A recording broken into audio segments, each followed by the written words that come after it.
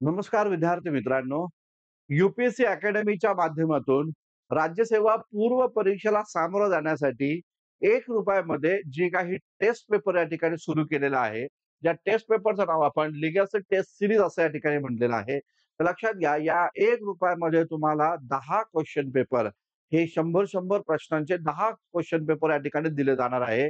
तर लक्षात घ्या या लिगॅसी टेस्ट सीरीजचा बेनिफिट प्रत्येक विद्यार्थ्यांनी जरूर या ठिकाणी उचला. कारण अत्यंत क्वालिटी असणारे क्वेश्चन पेपर इथे या ठिकाणी तुम्हाला दिले जाणार आहे केवळ ₹1 याच सोबत तुम्हाला इथे या ठिकाणी त्या प्रत्येक टॉपिकशी संबंधित त्या ठिकाणी प्रत्येक प्रश्नाचं तुम्हाला एक्सप्लेनेशन देखील या ठिकाणी दिलं जाणार आहे. तर लक्षात घ्या राहुल खंडारे सरांच्या या यूपीएससी अकॅडमीच्या टीममध्ये इतिहास या विषयाचा जो काही भाग आहे तो मी या ठिकाणी सांभाळतोय. ज्यामध्ये त्यांना क्वेश्चन पेपर या ठिकाणी सेट करून देणं आणि त्याचबरोबर त्या प्रश्नाचं एक्सप्लेनेशन देखील करणं या प्रकारची जबाबदारी माझ्यावर आहे. तर ती आपण आता इथे या ठिकाणी पार करू. तर लक्षात घ्या या क्वेश्चन पेपरमध्ये नेहमीप्रमाणे राज्यसेवेच्या परीक्षेच्या दृष्टिकोनातून 15 प्रश्न या ठिकाणी इथं दिले. एन्शियंट, मिडिव्हल आणि मॉडर्नचे प्रश्न इथे या ठिकाणी आहे. तर त्या प्रश्नांवर आता आपण इथे या ठिकाणी चर्चा करूया. बघा या पद्धतीचे क्वेश्चन जर आपण पाहिले तर लक्षात घ्या आपला पेपर या ठिकाणी 66व्या क्रमांकाचा प्रश्न आहे. तिथून आपला टॉपिक इथे या ठिकाणी सुरू झालेला आहे. तर लक्षात घ्या, पाहूया आपण 66वा प्रश्न जो आहे त्याच्यामध्ये काय दिलेला आहे बघा, इतिहास या विषयाशी संबंधित. प्राचीन भारतात उदयास आलेल्या संस्कृती अथवा त्या कालखंडाची कालानुक्रमे मांडणी करा. म्हणजे प्राचीन भारतात ज्या संस्कृती उदयास आल्या होत्या, त्या संस्कृतीची कालानुक्रमाने मांडणी करायची. आता बघा यामध्ये दिलेले ताम्रपाषाण संस्कृती, सिंधू संस्कृती, त्याचबरोबर पुरापाषाण कालखंड आणि नवपाषाण कालखंड. आता लक्षात घ्या, जेव्हा अशा प्रकारचा प्रश्न विचारला जातो, तेव्हा तुमचं काम काय आहे? तो कालखंड त्या पर्यायासमोर या ठिकाणी लिहिणं गरजेचं आहे. जसं की आपण पाहू शकतो हडप्पा संस्कृती बघा. आता हडप्पा संस्कृतीचा कालखंड काय? इसवी सन पूर्व 2500 पासून ते 1800 बीसी पर्यंतचा कालखंड हा इंडस व्हॅलीचा आपल्याला या ठिकाणी पाहायला भेटतो. त्यानंतर जर आपण पाहिलं पुरापाषाण. पुरापाषाण बघा 20 लाख वर्षांपासूनचा कालखंड. 20 लाख वर्षांपासून ते साधारणतः 12 लाख वर्षापर्यंतचा कालखंड हा आपल्याला पुरापाषाण युगाचा कालखंड मानला जातो. त्याचबरोबर नवपाषाण युगाचा कालखंड जर आपण पाहिला तर 10 लाख वर्षापासून पुढे या ठिकाणी नवपाषाण युग या ठिकाणी आहे आणि ताम्रपाषाण युगाचा कालखंड जर आपण पाहिला तर लक्षात घ्या 2000 बीसी पासून ते साधारणतः 1000 बीसी पर्यंतचा कालखंड हा या ठिकाणी इकडं ताम्रपाषाण युगाचा कालखंड या ठिकाणी आहे. आता हे कालखंड समोर आल्यानंतर आता आपण या प्रश्नाला सहजरित्या सॉल्व्ह करू शकतो. आता बघा पहिलं तर आहे पुरापाषाण कारण 20 वर्षापूर्वीचा कालखंड म्हणजे ब जिथे आहे ते आपलं उत्तर असणार आहे. ब कुठे कुठे आहे तर 3 ठिकाणी ब आहे म्हणजे हे तर आपलं उत्तर नक्कीच नाहीये. त्यानंतर येतो बघा नवपाषाण ड आलं पाहिजे बघा. त्यानंतर इथं ड येतं बघा. ड इकडं पण येतंय आणि इकडं मात्र येत नाही. त्यामुळं पर्याय क्रमांक 2 आणि 4 हे आपलं उत्तर नक्कीच नाहीये. त्यानंतर जर आपण पाहिलं तर इंडस व्हॅली येतं बघा. कारण 2500 पूर्व आहे. इसवी सन पूर्व 2500 आहे. मग आपल्याला पाहायला भेटतं यस क आहे बघा क. त्यामुळं राइट आन्सर काय आपलं त्या ठिकाणी पर्याय क्रमांक 1 हे या प्रश्नाचं राइट आन्सर आहे. इंडस व्हॅलीच्या नंतर त्याला पॅरललच होतं. मात्र ताम्रपाषाण युग नंतर या ठिकाणी आल्याचं दिसून येतं. ठीक आहे ना? तर हा मुद्दा या ठिकाणी लक्षात असू द्या. आपल्याला माहिती असेल की इंडस व्हॅली ही कांस्ययुगीन संस्कृती होती. हा पण मुद्दा इथे या ठिकाणी लक्षात असू द्या. त्यानंतरचा एक प्रश्न आहे बघा. देवीचंद्र गुप्तम या नाटकात कोणत्या 2 शासकांच्या युद्धाची माहिती मिळते? अशा प्रकारचा प्रश्न इथे या ठिकाणी दिलेला आहे. देवीचंद्र गुप्तमवर प्रश्न आहे. तर हा प्रश्न जो आहे यापूर्वी आयोगाने एक प्रश्न विचारला होता. प्रश्न काय होता आयोगाचा? की आयोगाने मालविका अग्निमित्रावर प्रश्न विचारला आणि प्रश्न असा होता की मालविका अग्निमित्र हे जे नाटक आहे, तर त्या नाटकामध्ये कोणत्या घराण्याची माहिती मिळते? तर साहजिकच मालविका आणि अग्निमित्र, पुष्यमित्र शुंगाचा मुलगा अग्निमित्र यांच्या प्रेम संबंधांवर आधारित मालविका अग्निमित्र जे नाटक या ठिकाणी कालिदासाचं होतं. म्हणून त्याचं उत्तर काय? तर शुंग घराण्याची माहिती आपल्याला मिळते. तशाच प्रकारचा हा प्रश्न आपण देवीचंद्र गुप्तांवर या ठिकाणी दिलेला आहे. कोणत्या 2 शासकांच्या युद्धाची माहिती मिळते? असा प्रश्न इथे इथे या ठिकाणी आहे. तर देवीचंद्र गुप्तम हे नाटक कोणाचं आहे हे पहिलं लक्षात असू द्या. तर हे नाटक आहे विशाखा दत्त यांचं. ठीक आहे ना? तर विशाखा दत्त यांचं हे नाटक आपल्याला पाहायला भेटतं. ज्या नाटकाचं नाव आहे देवीचंद्र गुप्तम. आता लक्षात घ्या, या नाटकाची थीम काय आहे ते नीट समजून घ्या. आपल्याला माहिती असेल की समुद्रगुप्ताला 2 मुलं होते. त्यापैकी एक होता रामगुप्त आणि दुसरा होता तो म्हणजे चंद्रगुप्त द्वितीय. तर झालं असं, की शकांचा उज्जैनच्या शकांचा राजा होता रुद्रसिंह तिसरा. त्यानं या ठिकाणी गुप्त घराण्यावर हल्ला केला. रामगुप्ताच्या राज्यावर हल्ला केला. तेव्हा त्या रुद्रसिंह तिसऱ्यानं रामगुप्ताची पत्नी जी आहे ध्रुवदेवी तिला हस्तगत करण्याचा, तिला प्राप्त करण्याचा विचार त्याने मांडला. मात्र या ध्रुवदेवीचं जे प्रियकर या ठिकाणी होतं, त्याचं नाव होतं चंद्रगुप्त दुसरा. त्यानं काय केलं, त्यानं ध्रुवदेवीचा वेश परिधान करून या ठिकाणी रुद्रसिंह तिसराची हत्या या ठिकाणी केली आणि त्यामुळे त्या चंद्रगुप्त द्वितीयला म्हटलं जातं, शिकारी म्हणून या ठिकाणी संबोधलं जातं. ठीक आहे ना. त्यामुळं हा जर प्रश्न आपण पाहिला, तर गुप्त घराणं आणि त्याचबरोबर शक यांच्या युद्धाची माहिती तुम्हाला देवी चंद्रगुप्तमध्ये या ठिकाणी मिळते आणि म्हणून मग त्याचा पर्याय जो आहे, तो पर्याय क्रमांक 4 हे आपल्याला या ठिकाणी पाहायला भेटतं.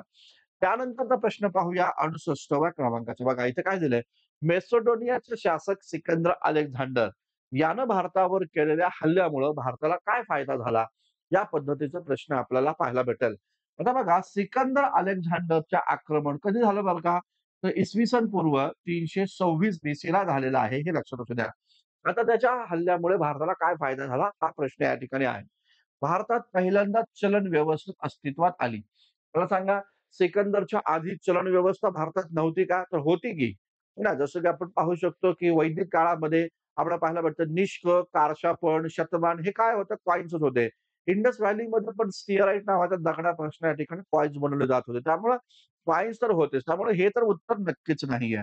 भारतात उत्तर-पश्चिम भागात शेतीचा विकास झाला.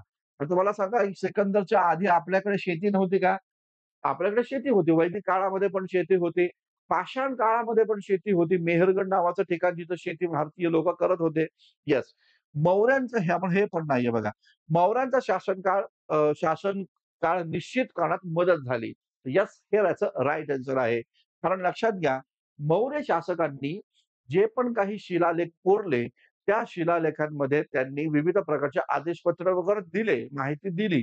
मात्र मौर्यांनी त्यांच्या शासनकाळामध्ये तारीख कुठेच टाकलेली नाही आणि म्हणून मग जेव्हा भारतीय इतिहासाचं पुनरअध्ययन करायला सुरुवात झाली, तेव्हा मौर्य शासन कालखंड निश्चित करण्यासाठी ग्रीक इतिहासकारांचा दाखला घेतला गेला आणि सिकंदरच्या सोबत जे 3 महत्त्वाचे इतिहासकार भारतात आले होते, निआर्कस, ओनेसिक्रिटस आणि अरिस्टोबुलस. तर निआर्कस, ओनेसिक्रिटस आणि अरिस्टोबुलस यांच्या लिखाणावरनं आपण मौर्यांचा शासन कालखंड कधी आहे याची माहिती आपण या ठिकाणी मिळवतो. त्यामुळं फायदा काय झाला तर हे तर नक्कीच आहे, की मौर्यांचा शासन कालखंड निश्चित करण्याचा मदत झाली आणि त्यानंतर बघा भारतात सोन्याची आणि चांदीची नाणी काढायला सुरुवात झाली. तर हेच काहीच आहे लक्षात घ्या. भारतात सोन्याची आणि चांदीची कॉइन्स काढायला कधी सुरुवात होतीये? तर कुशाणांच्या काळामध्ये झालेलं आहे ना. म्हणजे मौर्य सत्तेच्या ऱ्हासानंतर कुशाणांच्या काळामध्ये पहिल्यांदाच भारतामध्ये सोन्याची नाणी काढली गेली होती, हे लक्षात असू द्या. त्यामुळे हे पण याचं उत्तर नक्कीच या ठिकाणी नाही. त्यामुळे पर्याय क्रमांक 3 हे या प्रश्नाचं राइट आन्सर आपल्याला या ठिकाणी पाहायला भेटतं. आता त्यानंतरचा प्रश्न आपण पाहूया. तो महत्त्वाचा प्रश्न आहे बघा. हा प्रश्न पाहूया आपण. महाराष्ट्रातील सळवदा संस्कृती महाराष्ट्रातील सळवदा संस्कृती जी आहे ही कोणत्या ठिकाणी अस्तित्वात होती? या पद्धतीचे प्रश्न आपल्याला पाहायला भेटतं. तर बघा सळवदा संस्कृती या संदर्भामध्ये तुम्हाला इयत्ता 11वीचं जे काही नवीन पुस्तक आहे प्राचीन भारताचा इतिहास, तर त्या पुस्तकामध्ये सळवदा संस्कृतीबद्दलची माहिती डिटेलपणे दिलेली आहे. तर तिथून हा प्रश्न या ठिकाणी घेतलेला आहे. तर पुणे, अहमदनगर, नंदुरबार आणि धुळे. तर उत्तर काय आहे याचं? तर धुळे हे याचा राइट आन्सर या ठिकाणी आपल्याला पाहायला भेटतं बघा.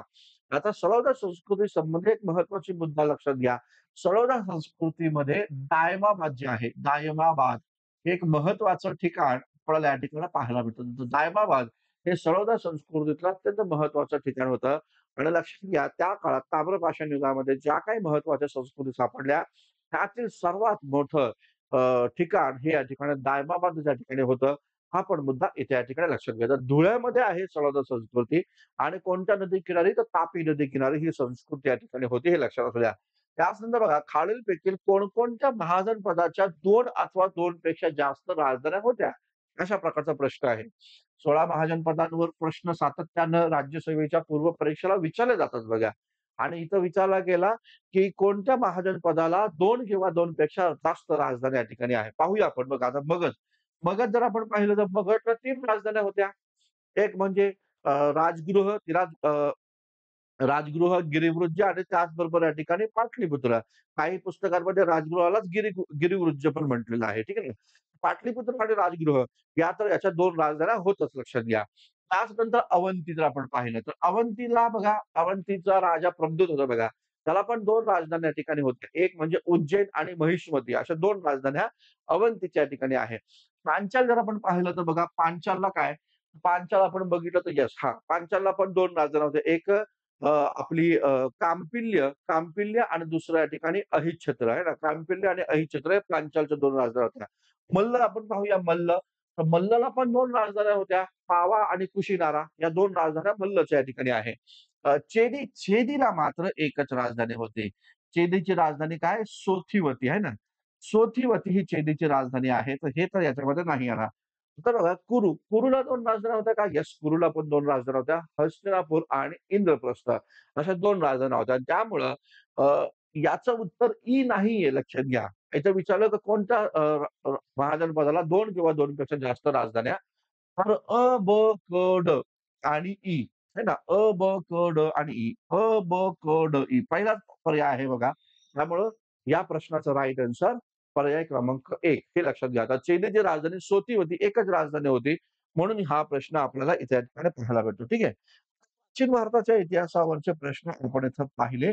आता आपण एक महत्त्वाचा प्रश्न इथं पाहणार आहोत. ते म्हणजे आधुनिक भारताचा इतिहास जो आहे ना, तर त्या आधुनिक भारताच्या इतिहासाशी संबंधित एक प्रश्न आपण आता इथे या ठिकाणी पाहणार आहोत. बघा आपल्या पेपरमध्ये काय दिला होता तो प्रश्न पाहूया आपण.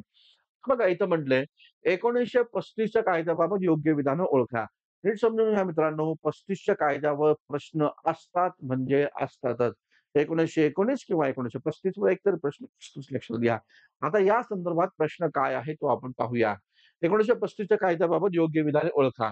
या कायद्याद्वारे भारत परिषदेची म्हणजेच इंडिया काउन्सिलची समाप्ती झाली. विधान बरोबर आहे का? येस. 1935च्याच कायद्याद्वारे इंडिया काउन्सिलची समाप्ती झाली. बरोबर आहे बघा. या कायद्याद्वारे केंद्रात द्वैध शासन पद्धती स्थापन झाली. आता नीट समजून घ्या. 1919च्या कायद्याद्वारे प्रांतामध्ये होती डायआर्की.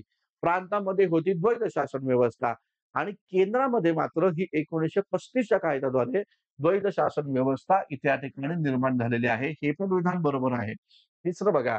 या कायद्यानुसार वरिष्ठ सभागृहाची सदस्य संख्या ही या ठिकाणी 375 तर कनिष्ठ सभागृहाची सदस्य संख्या 250 करण्यात आली. तर याला पेंडिंगमध्ये ठेवू आपण आणि त्यानंतर आपण पाहूया ब्रह्मदेश आणि एडन हे भारतापासून विभक्त झाले. एकदम बरोबर आहे. ब्रह्मदेश आणि एडन हे पण भारतापासून विभक्त झाले.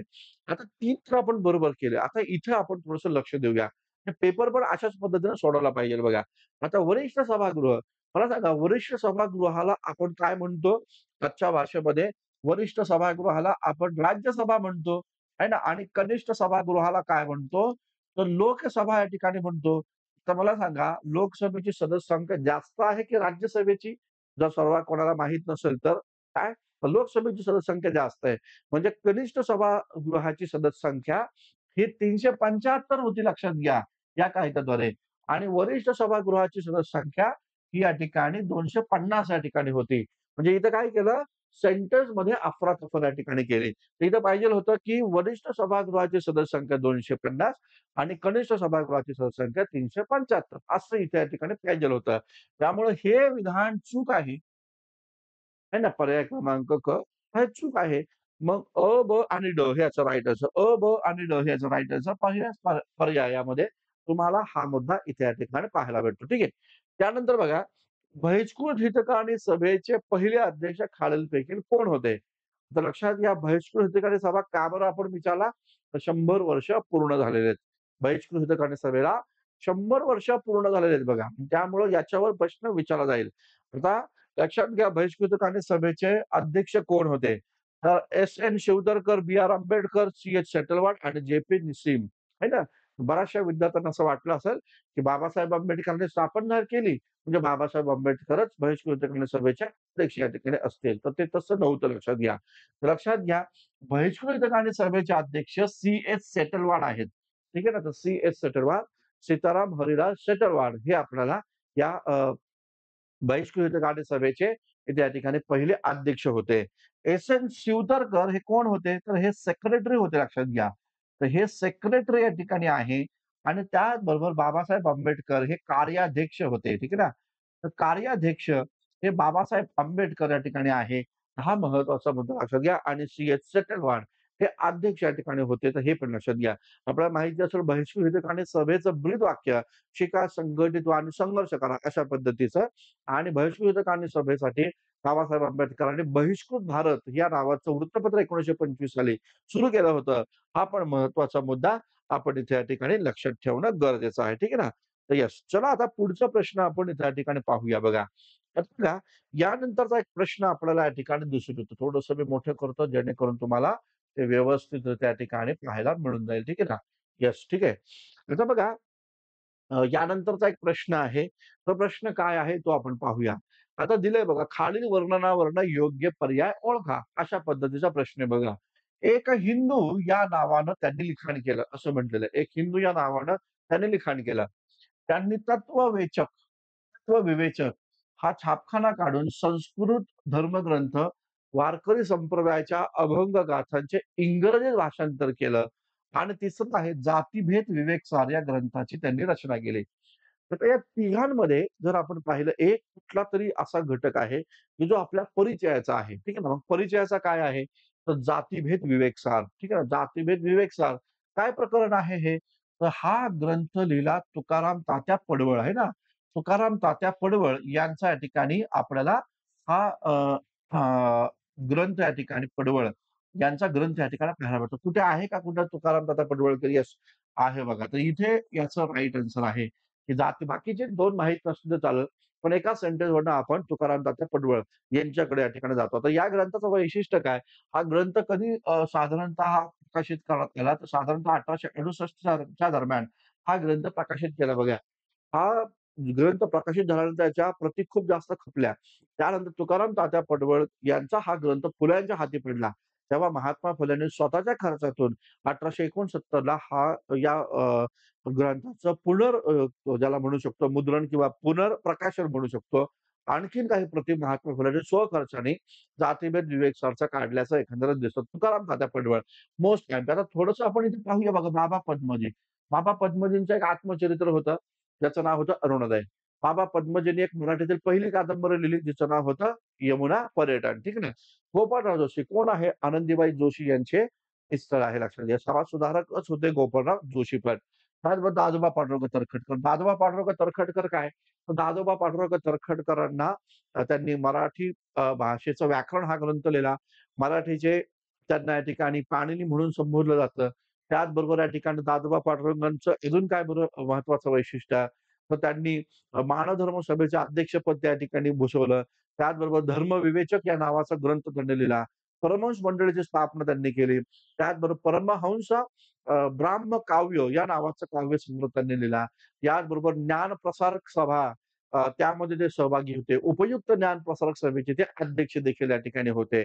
यमुना पर्यटनमध्ये त्यांनी या ठिकाणी अ, विधवाश्रम अर्जुन या नावाचा लेख संस्कृत भाषेमध्ये या ठिकाणी त्यांनी जोडला.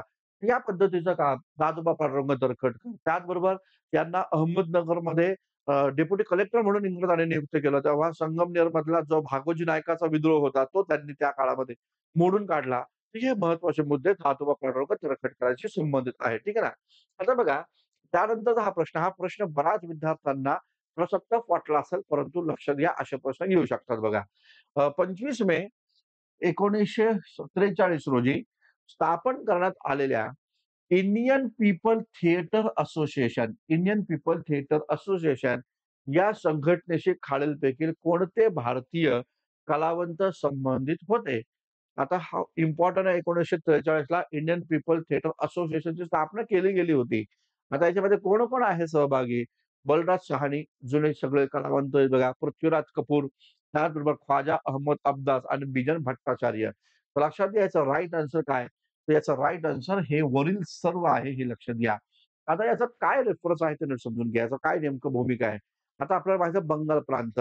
बंगाल प्रांतामध्ये जेव्हा भारताला स्वातंत्र्य मिळणार होतं, त्या काळामध्ये 1943 ला भीषण दुष्काळ पडला होता.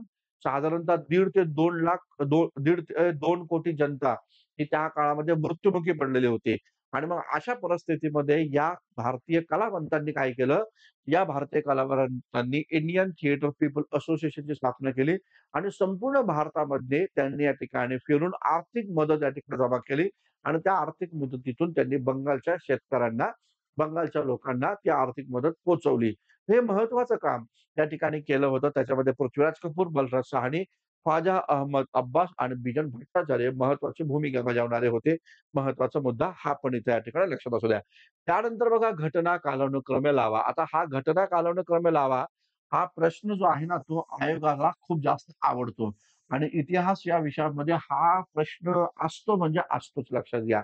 घटना कालानुक्रमे लावा. ठीक आहे ना. आता बघा गांधीजींच्या 21 सूत्री योजना, 21 सूत्री योजना गांधीजींच्या, संपूर्ण स्वातंत्र्याची घोषणा, व्हॉइसरॉय आयर्विनची दीपावली भेट आणि दांडी यात्रा. आता जे माहिती आहे त्यांच्या तारखा आपण इथे या ठिकाणी लिहू. आता महात्मा गांधींची दांडी यात्रा ही कधी झाली आहे, कधी सुरू केलेली आहे? मार्च. पूर्ण डेट माहीत नसली तरी चालेल. 12 मार्चपासून सुरू झाली. मात्र मार्च 1930 ला दांडी यात्रेला सुरुवात झाली. बरोबर आहे? येस. त्यानंतर संपूर्ण स्वातंत्र्याची घोषणा 31 डिसेंबर 1929 ला ही या ठिकाणी संपूर्ण स्वातंत्र्याची घोषणा इथे या ठिकाणी आहे. त्यानंतर गांधीजींची 11 सूत्री योजना, है ना, गांधीजींची 11 सूत्री योजना कधीची आहे? तर लक्षात घ्या 31 जानेवारीला, 31 जानेवारी 1930 ला महात्मा गांधींनी आयर्विन पुढे 11 सूत्री योजना या ठिकाणी मांडली आणि व्हॉइसरॉय आयर्विनची दीपावली भेट कधी आहे? तर लक्षात घ्या ऑक्टोबर ऑक्टोबर जर आपण पाहिलं ऑक्टोबर 1929 ची भेट आहे. ठीक आहे ना. ऑक्टोबर 1929 ची भेट ही व्हॉइसरॉय आयर्विनची दीपावली भेट आहे, हे लक्षात घ्या. आता काय नेमकं होतं या सगळ्या गोष्टीत? त्याचा संदर्भ इथं समजून घेऊ आपण. बघा नेमकं काय झालं होतं. सायमन कमिशन भारतात आला होता. सायमन कमिशनला भारतीय लोकांनी विरोध केला. कारण एक पण भारतीय सदस्य त्यामध्ये नव्हता.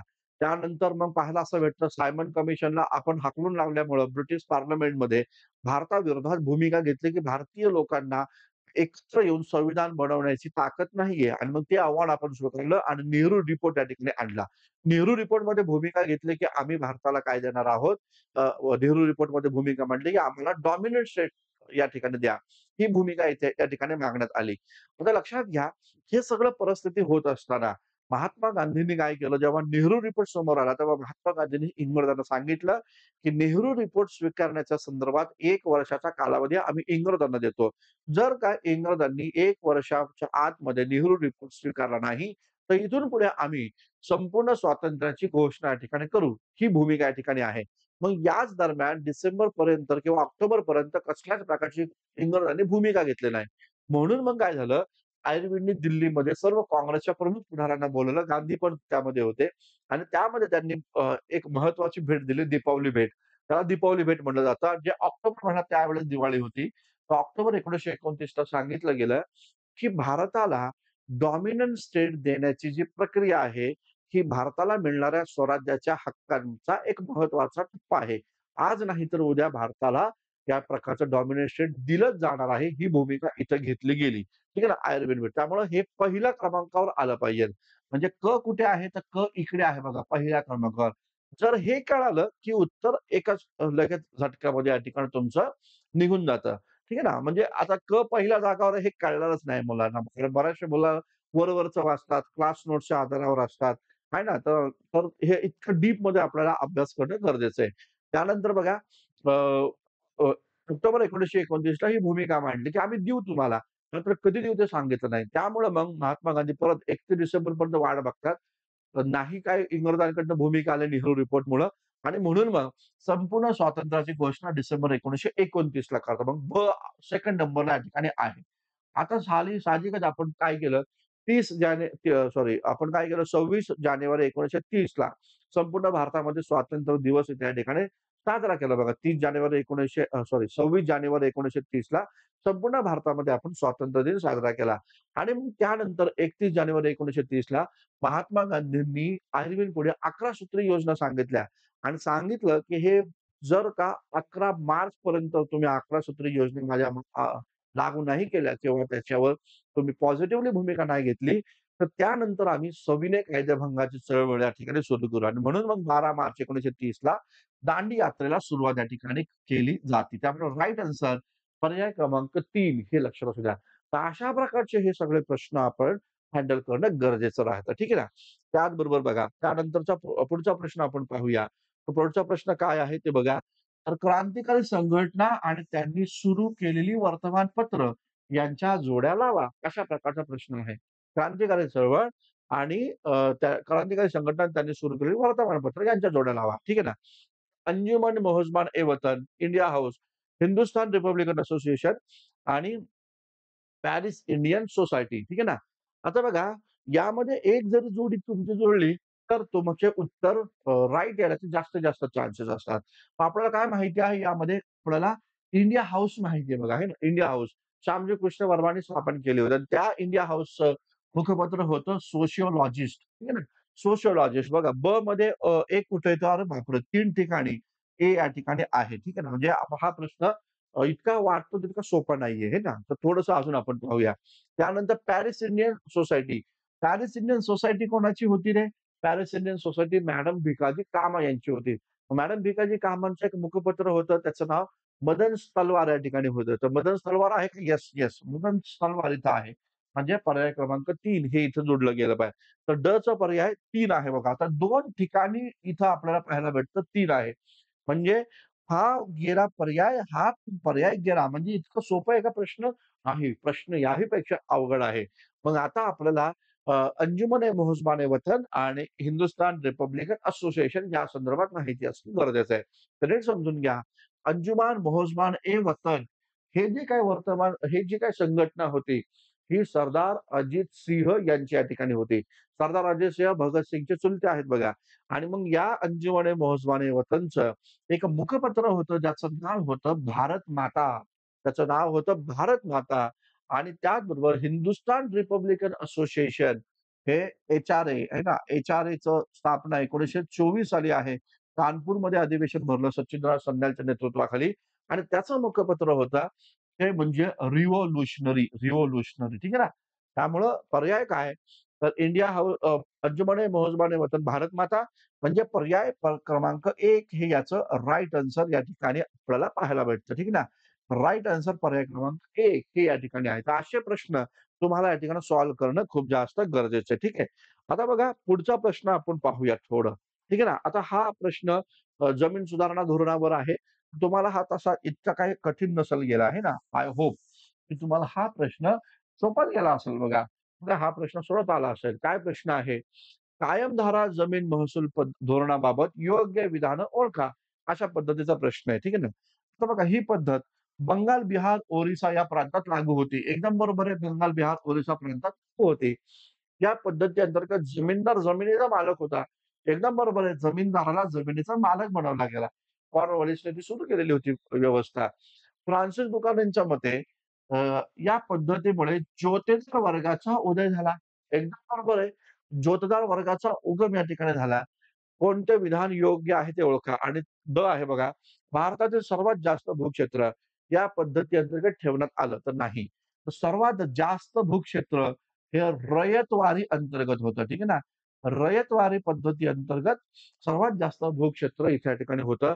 हा महत्वाचा मुद्दा आपण इथे या ठिकाणी लक्षात ठेवणं गरजेचं इथे या ठिकाणी आहे. ठीक आहे ना. तर रयतवारी अंतर्गत सर्वात जास्त भूक्षेत्र होतं. म्हणजेच काय?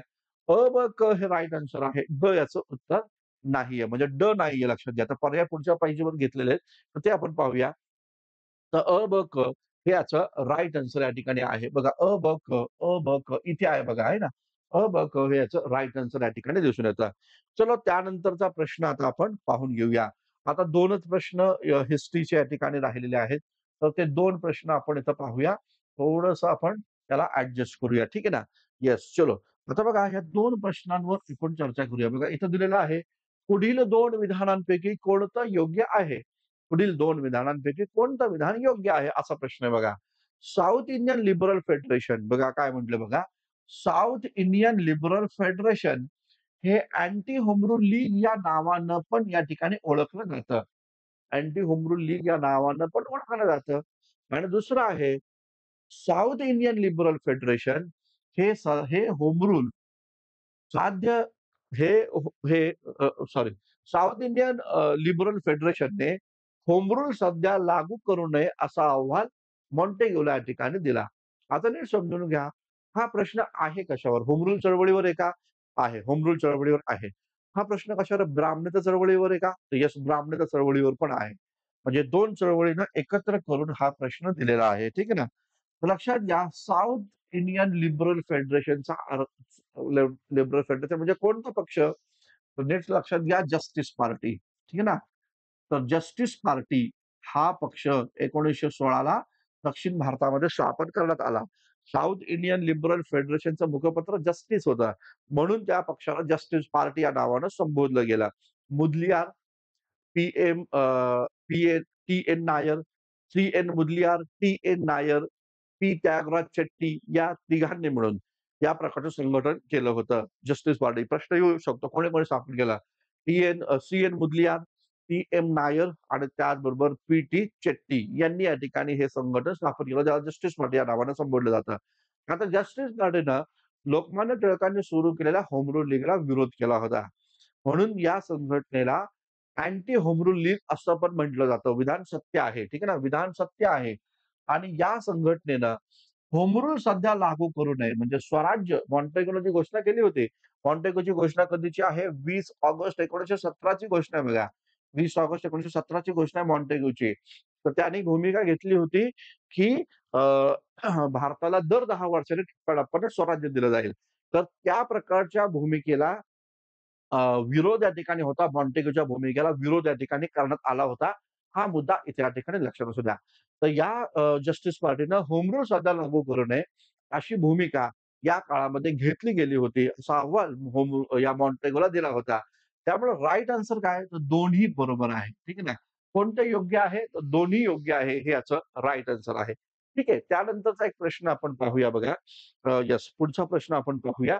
थोडंसं मी वरती घेतो म्हणजे अजून जास्त छान पद्धतीनं आपल्याला दिसून येईल बरं का. आता पहा इथे प्रश्न काय दिला बघा. फेब्रुवारी 1922च्या चौराचौरी घटनेनंतर गांधीजींनी असहकार चळवळ तहकूब केली. चौराचौरी घटनेनंतर महात्मा गांधींनी असहकार चळवळ काय केली? तहकूब या ठिकाणी केली. या घटनेचं वर्णन नॅशनल कॅलॅमिटी नॅशनल कॅलॅमिटी म्हणून या ठिकाणी कोणी केलं? या पद्धतीचा प्रश्न इथे या ठिकाणी विचारलेला आहे. ठीक आहे ना? नॅशनल कॅलॅमिटी हा त्याचं वर्णन कोणी केलं? पंडित मोतीलाल नेहरू, लाला लजपत राय, त्याचबरोबर सुभाषचंद्र बोस आणि पंडित जवाहरलाल नेहरू. उत्तर काय? नॅशनल कॅलॅमिटी म्हणून या ठिकाणी नॅशनल कॅलॅमिटीचा अर्थ काय? राष्ट्रीय आपत्ती. ठीक आहे ना? तर ज्यांना दोन्ही पाहिजे तर लक्षात घ्या. कधी-कधी नॅशनल कॅलॅमिटी येईल किंवा कधी-कधी राष्ट्रीय आपत्ती पण या ठिकाणी येऊ शकतात. दोन्ही शब्द एकच आहे. तर लक्षात घ्या. सुभाषचंद्र बोस यांनी एक ग्रंथ लिहिला इंडियन फ्रीडम स्ट्रगल या नावाचा ग्रंथ आहे बघा त्यांचा. तर त्या ग्रंथामध्ये त्यांनी सुभाषचंद्र बोसनी या घटनेचं वर्णन नॅशनल कॅलॅमिटी म्हणजे राष्ट्रीय आपत्ती म्हणून या ठिकाणी केलं. हा मुद्दा इथे या ठिकाणी लक्षात असू द्या. त्याचं राइट आन्सर सुभाषचंद्र बोस या ठिकाणी आहे.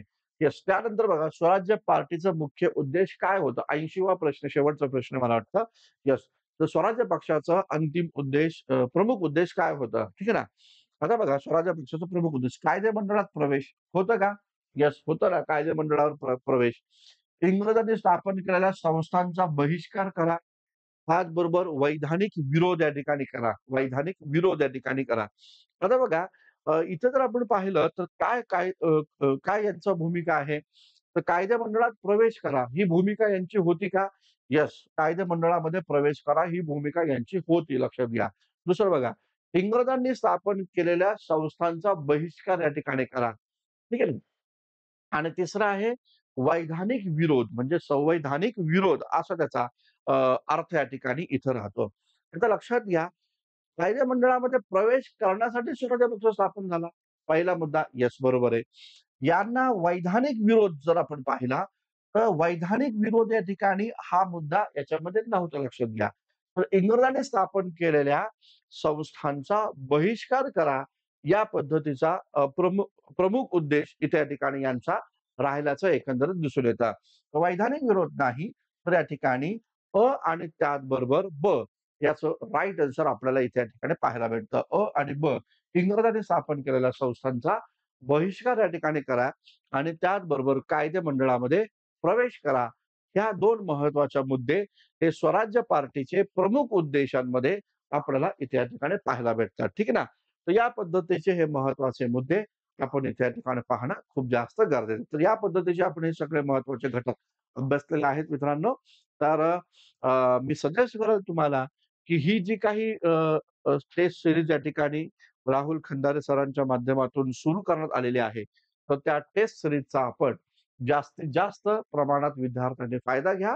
₹1 मध्ये ही जी टेस्ट पेपर आहे, हे कोणीच तुम्हाला अशा पद्धतीचे टेस्ट पेपर या ठिकाणी उपलब्ध करून देणार नाही ₹1.